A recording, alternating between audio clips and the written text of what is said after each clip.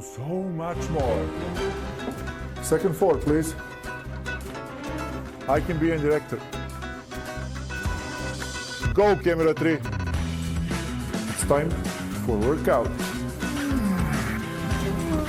Oh, I always take time before the show to have fun. Go to 4. And I always love to shoot before the show. Opa. Swish.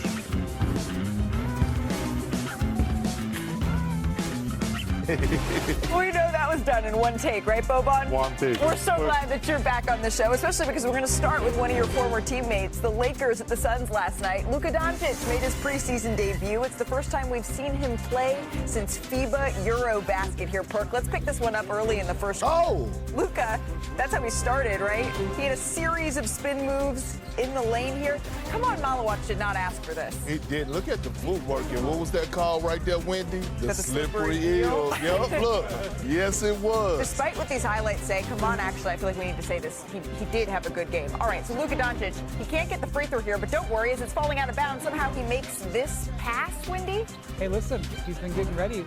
New body, new passes. Nick Smith Jr. hits the three. About a minute later here, Perk, Doncic dribbles it up, and he hits the wing three. Easy work, easy work. Got him leaning, then just pulled up. Look at the little spot. Lean with it, rock with it later in the second. Luka dribbles up, deep step back, all smiles from Luka here. 12 of his 25 points, and this one came from beyond the arc, going 4 of 8 from 3.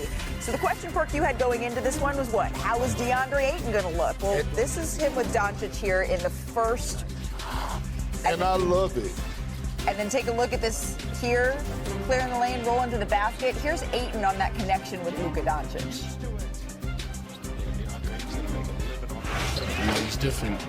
He's doing and drawing the foul at the same time and throwing a late lob. And you know, it's just I have to be patient and just really reading his eyes. And you said you love it, Perk. I do. And look, DeAndre Ayton did an excellent job all night long of setting good screens like that one, creating a mismatch. Luka draining the three. He could make a living. And look, another great screen for Austin Reeves right there by DeAndre Ayton. You talk about sacrificing. Austin Reeves get his feet set. Yakum. Reeves finished with 25 in this one. I don't know where to count Yakum among that. Ayton finished with 10 points, 13 rebounds. As for Luka, he didn't miss a beat, right, in his preseason debut. 25 points, efficient night from the floor. The Lakers need that with LeBron out to start the year. Here he was after his debut game. I feel great. I felt great. I was probably better than I expected. Those first games are kind of rusty, but I was just very happy to be out there again. We've been having a good preseason. The chemistry is great, and for us to be great, we need to have a great chemistry. I'm real comfortable. I haven't really played with all the guys fully yet, but I love the way it's going. I love the progress, and I just love the commitment everybody's really pulling in from training camp to now. A lot of interesting stuff on the floor and a lot of interesting things said after this game. Malika Andrews here with Brian Windhorst, Kendrick Perkins, and of course, Boban is here with us as well, joining us in our Los Angeles studio. We've heard all summer about trim down Luka Doncic, Brian. Now we finally get to see him. What stood out to you? He looked in tremendous rhythm in this game for a guy who hadn't played in the preseason. We saw the results of not only his hard work in the offseason, but all the time he put in playing with the Slovenian national team. He came in great rhythm. I liked how especially he got to the free throw line.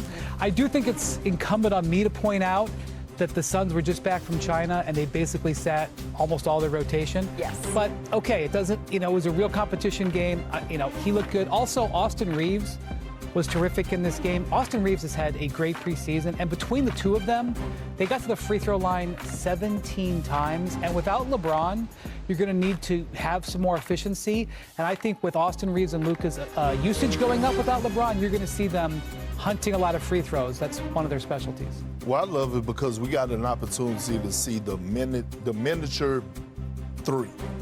Luka, Austin Reeves, and DeAndre Ayton. Instead of a big three? Because here's the thing, right? The future, right, is going to be determined on how well those guys have chemistry and how well they can play together. Austin Reeves, in my opinion, outside of DeAndre Ayton and what he brings in the interior, Austin Reeves is going to be that guy to get them over the hump. If you look at Luka and the success he had over the course of his career making deep playoff runs, he's always had that second primary ball handler that could create for himself and the others.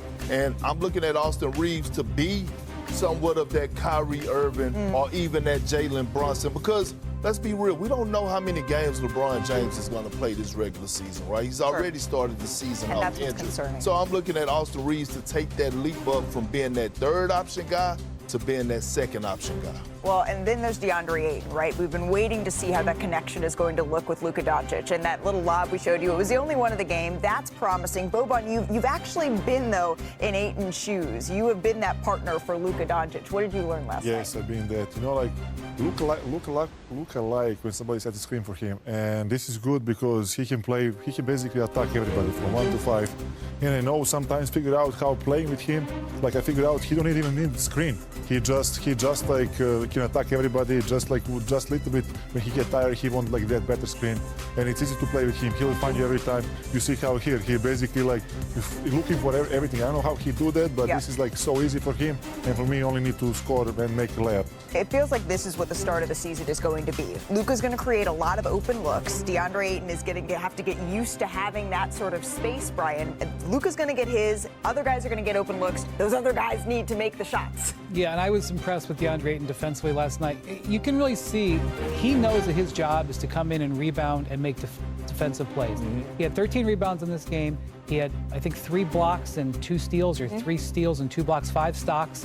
He is really focused on being a defensive playmaker. I know that we're going to default to paying attention to the offensive end.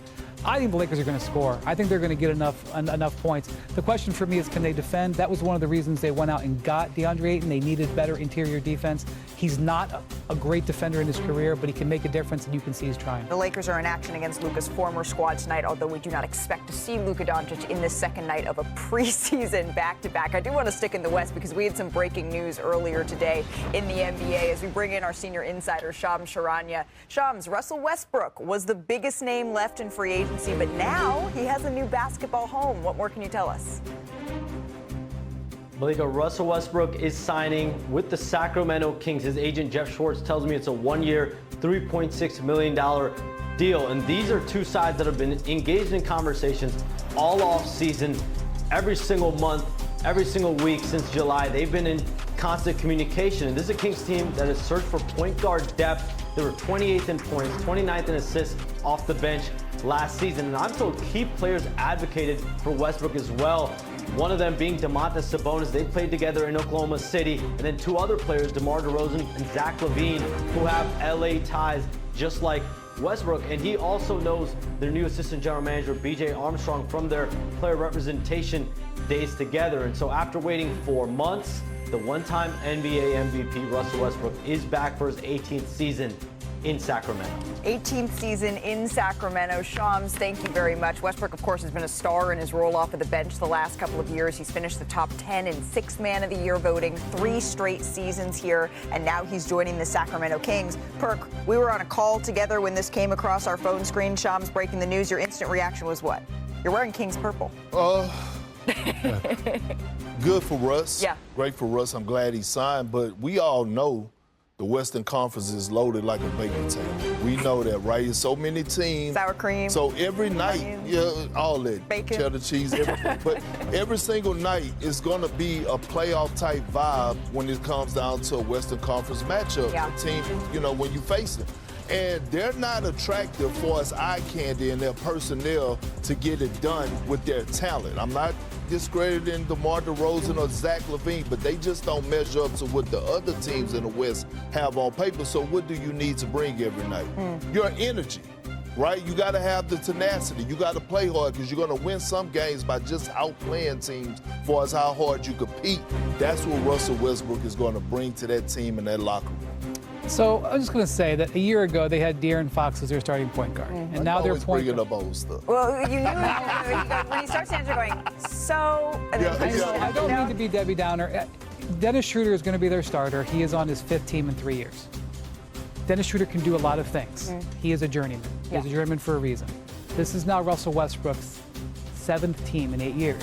Okay, that is a journeyman. He is a journeyman for a reason. There are going to be nights when Russell Westbrook positively impacts the Kings and that they are going to really be glad he's on the roster. I think you could say the same thing about Schroeder. And there are going to be nights when you realize why these guys are journeyman point guards. I'm a big fan of Russell Westbrook for sure, and every time when you feel down, you watch highlights of Russell Westbrook, like you know what he do, how capable to do, how easy he to score, how easy like fast. I'm a big fan of him because he have big energy and big experience. I think he can help them. And my experience with the Kings, every time when they start really good to play first and second quarter, they need that energy in third quarter and fourth to close the game. And now when we play with them against with Houston, they lead us 20 points, and after they just like fall down and they lost the game. There was like, I think it's a big name for them and great guy. The human embodiment of light the beam. I do have one question for you though, Brian. When I look at this roster, Doug Christie is a defensive-minded coach, and this roster to me doesn't necessarily scream defensive prowess. I know one of their best defensive players, Keegan Murray, just suffered a thumb injury. Out He's for a going to month. miss, 4 to 6 weeks. So part of the problem with the Kings is they play in the Western Conference, and you have to play at such a high level to get one of the top spots in that conference. I understand. I do think Schroeder and Westbrook are relatively good pickups considering their situation they were in, but I'm not excited about where this team is. All right, we need to get back up to a little bit of positivity here. It's the preseason. This is when it's all full of promise, right? We do have a packed show, including a high-flying Zion, but it's been full steam ahead for Steph Curry this preseason. The Golden State Warriors facing the Portland Trailblazers. Perk, let's pick this one up early in the first quarter. Curry gets to his spot on the wing. He's been getting to his spot all preseason. I'm telling you, he got it on his mind. He got it on his mind, Malika. Look, Steve Kerr probably telling me he only playing a few minutes and he's going out there and then maximize. What we're not going to do is look at the fact that the Warriors are down 22. And then look out. Kuminga throwing it down. Nice setup from Curry there, and then a finish from Kuminga. And then early in the third, the Warriors down 8. Curry gives it up to Al Horford. Curry gets it right back, splashes the 3. The Warriors cut into the lead. Later in the third quarter, the Warriors up now. Curry dribbles behind the back into the paint. How does he do it? Sorry, Chris Murray, that was not kind. That was not kind. The Warriors up now, and then a minute later, all tied up at 79. Quentin Post passes it through the legs. And set a screen. Curry. A game-high 28 points for Curry. The Warriors win 118-111 in this one. And Steph, he looks to be in mid-season form already, and I think that spells trouble for the league. We know it's just the preseason, but he's put up 28 points on just 15 shot attempts. And what really stood out was his ability to get to the line. He took 13 free throws. That is something, Brian Windhorst, that he did once all of last season. And yes, there's been this conversation over the summer about Jonathan Kuminga and the holdout, and the Warriors haven't had a lot of run together. But this team, we know Kevin Pelton projected them to have an incredibly good record in the Western Conference, and I'm starting to believe it here. Well, let's remember how they finished last season. They finished it very strong, and the Jimmy Butler addition gives the Warriors something that they've been searching for a very long time, which is a viable offensive leader when Steph comes out of the game. And so if you can give Steph fewer minutes when he's out on the court, he can be more aggressive. You saw in that game, we had all those highlights of him going to the basket. Obviously, we know the man can shoot from the outside. He goes to the basket, he gets to the foul line, he expends more energy, he can do it in fewer minutes. The Warriors have this thought process. Everybody's got to stay healthy, but they have this thought out. And Jimmy Butler, I mean, it's not isolation under Steve Kerr is not something that happens. He runs a lot of it. He takes a lot of attention. That frees up Steph Curry. If the Warriors can click on all cylinders, health is the biggest piece of it. They feel very confident about this season. What do you say, guys? Let's go coast to coast, run through a little bit more preseason action around the association. First up, we had the Philly, where earlier today, Joel Embiid, Paul George participated in Sixers practice.